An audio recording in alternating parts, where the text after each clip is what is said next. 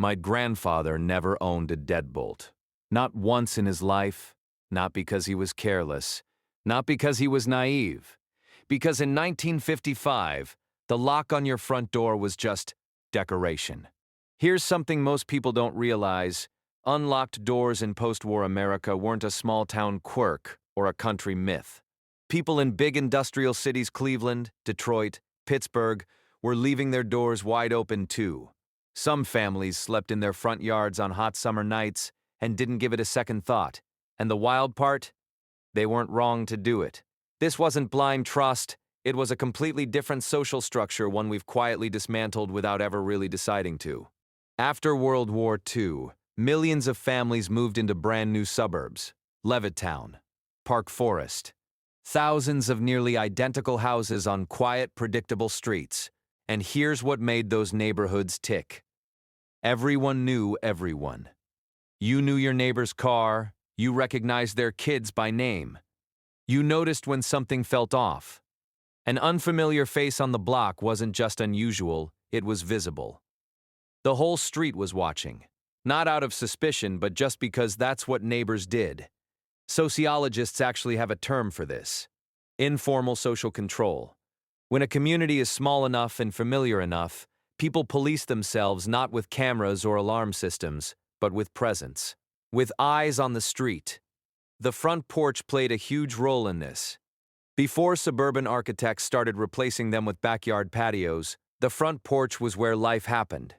You sat outside, you waved, you noticed. That simple architecture kept neighborhoods connected in ways we've completely engineered away.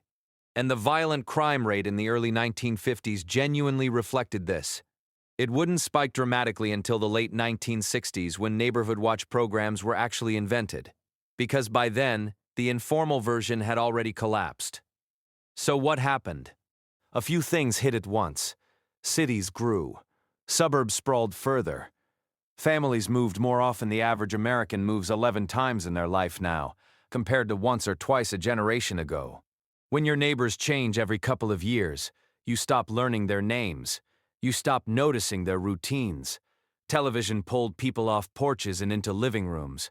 The front yard became a space you drove past, not a place you lived in. And as communities got bigger and more anonymous, trust stopped being something you built. It became something you bought. Locks, alarm systems, ring cameras. An industry literally grew up to replace what used to happen naturally.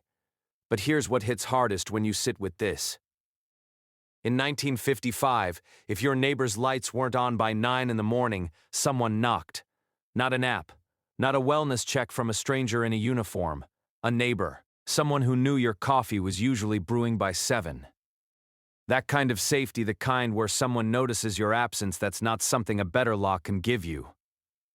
We have more security technology today than any generation in history. And most people have never felt less safe. Maybe because security was never really about the door. It was about who was standing on the other side of the street, paying attention. Think about the street you live on right now. Do you know your neighbors' names? Their routines? Would you notice if something was off? If this hit something for you, share it with someone who grew up in a different era. I'd genuinely love to know. What do you think we actually lost? Drop it in the comments. And if you want more videos like this, real history, told through the small moments, subscribe. There's a lot more where this came from.